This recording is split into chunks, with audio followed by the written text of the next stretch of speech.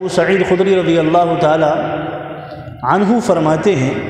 ان رسول اللہ صلی اللہ علیہ وسلم قال کہ اللہ کے نبی صلی اللہ علیہ وسلم نے فرمایا کہ اے ابو سعید، جو انسان یہ کہتا ہے کہ من رضی باللہ ربا،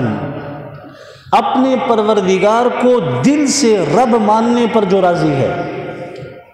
الفاظ پہ غور کریں، دل سے رب ماننے پر جو راضی ہے، ہم نے اللہ کو دل سے رب اور پروردگار نہیں مانا۔ یہی وجہ ہے کہ ہمارے دل کے اندر اتنی اس مالک کی وہ محبت نہیں، اس لیے کہ جب دل کے اندر وہ محبت ہوتی ہے تو اس محبت کا عملی مظہر انسان کے وجود پہ نظر آتا ہے۔ تو حضرت ابو سعید سے فرمایا کہ ابو سعید، جس نے اللہ کو دل سے پروردگار مانا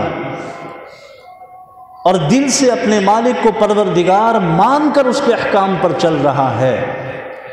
دوسری بات، جس نے محمد مصطفیٰ صلی اللہ علیہ وسلم کو دل سے نبی اور رسول مانا، کہ آقا کی اداؤں کو اپنے سینے سے لگا رہا ہے، محبت کا اظہار ہے اللہ کے نبی کے طریقوں سے۔ یہ نہیں کہ دنیا کے طریقے تو محبوب ہیں، اللہ کے نبی کے طریقے کو اپناتے ہوئے شرم آتی ہے، شرم محسوس ہو رہی ہے، کیسے داڑھی رکھ لوں، شرم محسوس ہو رہی ہے، کیسے سر پہ عمامہ باندھ لوں، شرم محسوس ہو رہی ہے، کیسے اپنی شلوار کو ٹخنوں سے اوپر رکھوں، شرم محسوس ہو رہی ہے، کیسے میرا لباس سنت کے موافق ہو جائے، شرم محسوس ہو رہی ہے، میری معاشرتی زندگی کیسی سنت کے مطابق ہو جائے، شرم محسوس ہو رہی ہے۔ اس شرما شرمی میں دنیا سے ہم جو ہے رخت سفر باندھ کر اپنے مالک کے پاس پہنچ جائیں گے۔ تو فرمایا کہ اے ابو سعید، جس نے اللہ کے نبی یعنی جس نے محمد مصطفیٰ صلی اللہ علیہ وسلم کو دل سے نبی اور رسول مان لیا۔ تیسری چیز، اے ابو سعید، جس نے دین اسلام کو دل سے تسلیم کر لیا۔ اب یہ تینوں وہ بنیادی چیزیں ہیں کہ جس میں عقیدہ بھی آ جاتا ہے اور ساری کی ساری ہماری عملی زندگی بھی آ جاتی ہے، اور ان تینوں چیزوں کو جو آدمی دل سے تسلیم کرتا ہے نا،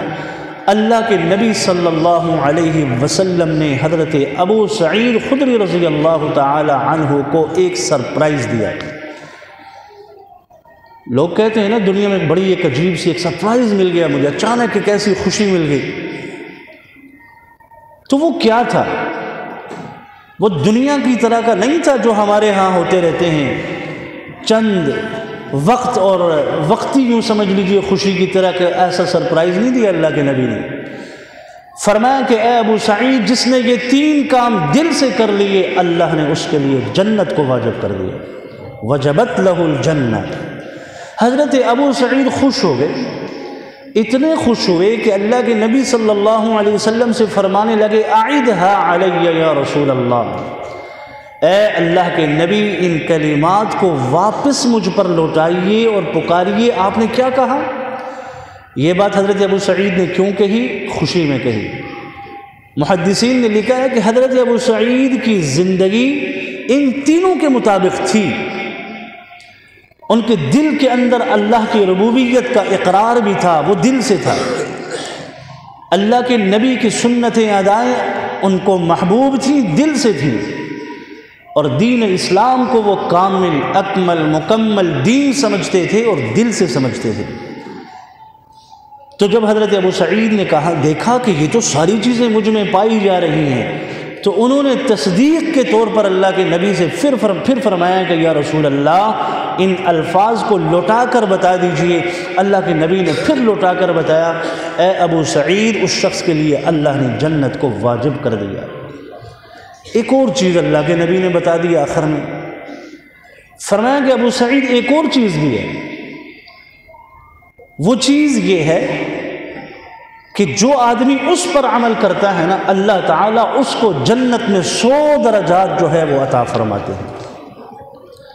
اور ایک درجے کا دوسرے درجے کے درمیان فاصلہ کتنا ہے؟ جتنا زمین اور آسمان کے درمیان کا فاصلہ ہے، ایسے 100 درجات عطا فرماتے ہیں۔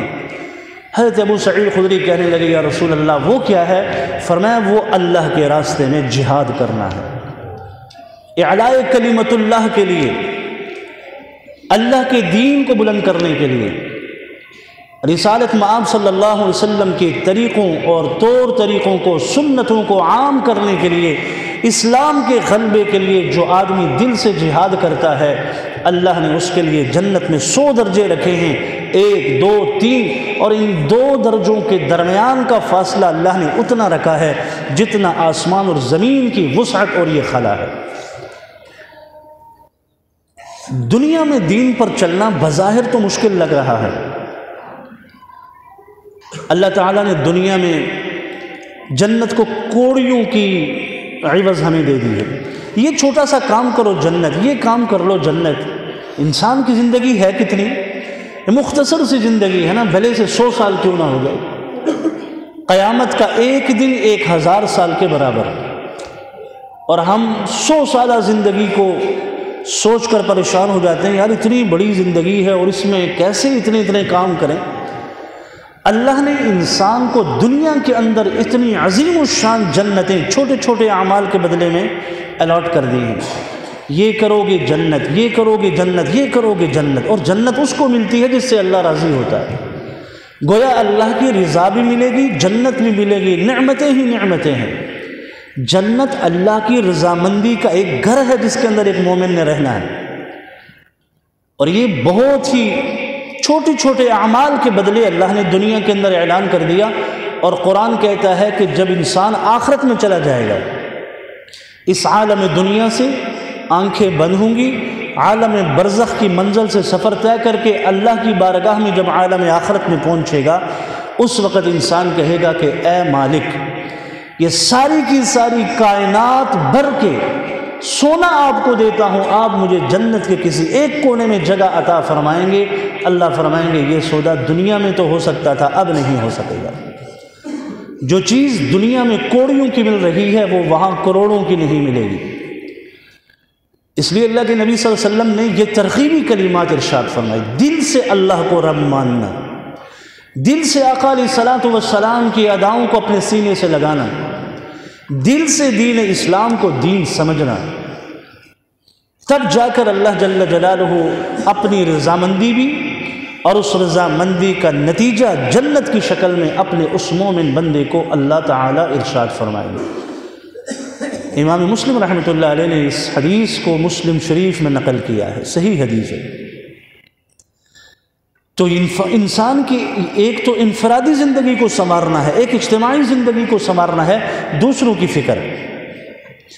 اسی کو قرآن نے کہا نا سورہ عصر کے اندر، ایمان اور عمل صالح کے بعد تواصی بالحق تواصی بالصبر۔ دوسروں کو دیکھو کہ وہ اگر غلط کام کر رہے ہیں ان کو غلطی سے روکو، ان کو عمل صالح کی طرف لاؤ۔ قرآن کہتا ہے وَلْتَكُن مِّنكُمْ أُمَّةٌ يَدْعُونَ إِلَى الْخَيْرِ، تم میں ایک جماعت ایسی ہونی چاہیے جو لوگوں کو خیر کی طرف بلائے۔ علامہ ابن کثیر رحمۃ اللہ علیہ نے لکھا کہ یہاں خیر سے کیا مراد ہے؟ اللہ کے نبی کی ایک حدیث کو انہوں نے ریفرنس کے طور پر ذکر کیا کہ خیر سے مراد اللہ کا قرآن اور اللہ کے نبی کا طریقہ ہے۔ ایک جماعت ایسی ہونی چاہیے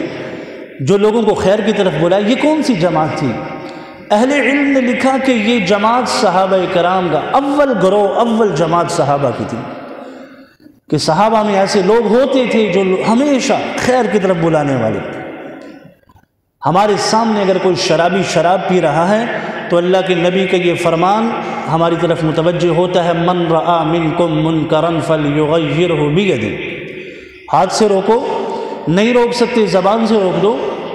تب بھی یہ عمل بھی نہیں کر سکتے تو کم از کم دل سے تو اسے برا سمجھ لو، پھر بھی اس کے ساتھ دوستی کی پیلیاں بڑھاتے ہو، اسے احساس تو دلاؤ کہ تم شراب پیتے ہو، یہ حرام ہے، اس کے اثرات تمہارے جسم میں 40 دن تک رہیں گے اور 40 دن تک تمہاری عبادتیں اس سے متاثر ہوتی رہیں گی۔ اگر ہم بنی اسرائیل کے لوگوں کی طرح یوں ہی کرتے رہیں کہ جو زانی ہے اس کے ساتھ باوجود جاننے کے کہ وہ بدکار ہے اس کو احساس تک ہم نہیں دلاتے، اٹھتے ہیں، بیٹھتے ہیں، کھاتے ہیں، پیتے ہیں، شرابی چور جو بھی ایسے گناہ کبیرہ کا مرتکب ہے ہم اسے احساس اگر نہیں دلاتے، اللہ نے ایسے لوگوں پر، بنی اسرائیل کے ایسے لوگوں پر قرآن کہتا ہے لعنت فرمائی ہے اللہ نے، لعن الذین کفروا من بنی اسرائیل۔ اللہ نے حضرت جبریل سے فرمایا جبریل جاؤ فلاں بستی ہے اس کو الٹ دو۔ حضرت جبریل کہنے لگے اے اللہ اس بستی میں ایک آدمی ایسا ہے جو آپ کا مطیع ہے، فرما بردار ہے، نیک ہے، متقی ہے۔ تو اللہ جل جلالہ فرماتے ہیں وہ نیک ہے، متقی تو ہے، لیکن جبریل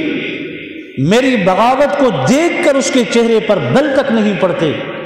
اس بستی کو اس سمیت عذاب کے اندر مبتلا کر کے الٹ کر رکھ دے۔ تو ہم اس خوش فہمی میں رہتے ہیں کہ ہم تو بڑے اچھے کام کر رہے ہیں، ہمارے ساتھ دائیں بائیں کتنے غلط کام ہو رہے ہیں اللہ کی نافرمانیوں کے، ہماری زبانیں گنگ ہیں، بولتی تک نہیں ہیں۔ ہاں اپنی زمین کا مسئلہ آ جائے، اپنے مفاد کا مسئلہ آ جائے، چیختے ہیں، چلاتے ہیں، لڑتے ہیں، مرتے ہیں، مارتے ہیں، قتل تک نوبت پہنچ جاتی ہے، اس لیے کہ وہ میرے دین کا مسئلہ نہیں ہے، میرے مال کا مسئلہ ہے، میری عزت کا مسئلہ، میرے مال کا مسئلہ آ جائے تو یہ سب کچھ ہوتا ہے، لیکن دین کے مسئلے میں ہم یہ جرت نہیں کر سکتے۔ تو اللہ کے نبی صلی اللہ علیہ وسلم نے دنیا کے ساتھ اس قدر محبت ہے کہ دنیا کے معاملے میں یہ سب کچھ ہو رہا ہے، دین کے ساتھ اتنی محبت بھی نہیں ہے۔ حضرت علی فرماتے ہیں نا ہم رسول اللہ کے پاس بیٹھے تھے، ایک شخص گزرے، وہ کون تھے؟ وہ حضرت مصعب بن عمیر تھے رضی اللہ تعالی عنہ، ایک بڑے رئیس سردار کے بیٹے، مال و دولت میں زندگی کو گزارنے والے، جن کی زندگی عیش و عشرت میں گزرتی تھی۔ تو اللہ کے نبی نے حضرت مصعب بن عمیر کو دیکھا کہ ان کے وجود پر جو چادر ہے اس چادر میں چمڑے کے پیوند لگے ہوئے ہیں، اس لیے کہ حضرت مصعب بن عمیر نے اس زندگی کو چھوڑ دیا تھا، اللہ کے نبی کے قدموں میں آ گئے تھے، رسالت مآب صلی اللہ علیہ وسلم کی آغوش الفت میں آئے، زندگی ایسی گزاری جیسے اللہ کے نبی نے زندگی گزارنے کا طریقہ صحابہ کو بتلایا تھا، تواضع کے ساتھ، عاجزی کے ساتھ، انکساری کے ساتھ، دنیا سے نفرت کے ساتھ، اس دنیا کی محبت کو دل میں بٹھا کر نہیں، بلکہ دنیا کی ضرورت کو اپنے نیچے رکھ کر۔ یہ دنیا کی مثال پانی کی طرح ہے، انسان اور اس کے اعمال کی مثال کشتی کی طرح ہے، جب پانی کشتی میں آ جاتا ہے تو وہ ڈوب جاتی ہے، جب وہ پانی کشتی کے نیچے نیچے رہتا ہے نا تو وہ کشتی اپنا سفر جاری رکھتی ہے۔ تو یہ دنیا جب تک ہمارے پاؤں کے نیچے نیچے ضرورت کے حد تک رہے گی تو یہ محمود ہے، اور جب اس کو اپنے اوپر ہم نے سوار کر لیا تو یہ ہماری وہ کشتی جو ہے جیسے پانی میں ڈوب جاتی ہے تو ہماری زندگی بھی اس میں ڈوب جائے۔ اللہ کے نبی نے حضرت مصعب بن عمیر کو دیکھا اور رسالت مآب صلی اللہ علیہ وسلم نے ان کی اس حالت کو دیکھا کہ زمانے کفر کے اندر تو مصعب عیش و عشرت والی زندگی گزارتا تھا، آج اس مصعب بن عمیر کی زندگی یہ ہے کہ وجود پر جو کپڑا اور چادر ہے اسے بھی چمڑے کے پیوند لگے ہیں۔ اللہ کے نبی رو پڑے، بکا حدیث کے الفاظ ہیں، حضرت علی بیٹھے ہیں، فرماتے ہم نے اللہ کے نبی کو دیکھا، آپ کی آنکھوں سے آنسو کی لڑیاں جاری ہیں، آپ رو رہے ہیں۔ حضرت مصعب بن عمیر کی اس حالت اور اس کیفیت کو دیکھ کر فرمایا رسول اللہ نے علی اور صحابہ کی جو جماعت بیٹھی تھی ان سے فرمایا کیا حالت ہوگی تمہاری اس وقت؟ ایک تو امت کی وہ حالت تھی جو اللہ کے نبی کے زمانے میں تھی، فرمایا کہ اس وقت تمہاری کیا حالت ہوگی جب تم میں سے کوئی صبح کو الگ جوڑا کپڑے کا پہنے گا، شام کو الگ پہنے گا، تمہارے دسترخوان پر ایک برتن آئے گا، وہ اٹھے گا، دوسری ڈش آ جائے گی، وہ اٹھے گی، تیسری ڈش آ جائے گی، یہ سب کچھ ہو رہا ہے آج کل۔ اللہ معاف فرمائے، شادی حالوں کے اندر کتنی کتنی ڈشز ہمارے سامنے رکھی ہوتی ہیں، ایک اٹھتی ہے، دوسری آتی ہے، دوسری کو اٹھاتے ہیں، تیسری آ جاتی ہے۔ بعض شادی حالوں کے اندر تو یہ بھی دیکھنے کو ملا کہ 8-8 10-10 قسم کی سویٹ ڈشز ہوتی ہیں۔ اللہ کے نبی نے فرمایا میرے صحابہ اس وقت تمہاری کیا کیفیت ہوگی کہ جب تمہارے سامنے یہ کہے، تمہارے دسترخوان پہ ایک کھانا اٹھے گا، دوسرا آئے گا، صبح کو الگ جوڑا پہنو گے، دوسرا الگ جوڑا پہنو گے۔ تو صحابہ کہنے لگے یا رسول اللہ اس وقت تو دنیا کی وسعت ہو جائے گی، تو بڑا اچھا زمانہ ہوگا کہ ہم عبادت بھی اچھی کر لیں گے، آرام سے کر لیں گے۔ اللہ کے نبی نے فرمایا نہیں، اے میرے صحابہ یہ جو زمانہ ہے نا، یہ جس زمانے میں ابھی تم زندگی گزار رہے ہو، تکلیف اور مشقت میں تمہاری عبادتیں ہو رہی ہیں، یہ زمانہ اس زمانے سے بہتر ہے۔ وہ فتنے کا زمانہ بن جائے گا، وہاں فتن جو ہے وہ عام ہو جائیں گی، بے شمار فتنے جو ہے وہ تمہاری معاشرے کو جو ہے وہ ڈھانپ کر رکھ دیں گے۔ تو اللہ کے نبی صلی اللہ علیہ وسلم نے دنیا کی محبت دل کے اندر بسانے کی ترغیب نہیں دی۔ تو حضرت مصعب بن عمیر کی اس کیفیت کو دیکھا تو اللہ کے نبی کی آنکھوں میں آنسو آ گئے، کیسے اس نے دنیا کو چھوڑا اور دین سے وابستہ ہو گیا، اور اس زمانے میں صحابہ کی کیا کیفیت تھی، وجود پہ پہننے کے لیے کپڑے نہیں تھے، تو یوں دنیا کو بے خبر کر دیا، دنیا سے بے خبر ہوئے، اللہ کے نبی کے قدموں میں آ گئے۔ اللہ کے نبی نے فرمایا، حضرت ابو ہریرہ کہتے ہیں کہ رسول اللہ صلی اللہ علیہ وسلم نے فرمایا، جب تمہارے حکمران، امیر، تمہارے جو امراء ہیں، اگر وہ اچھے ہیں،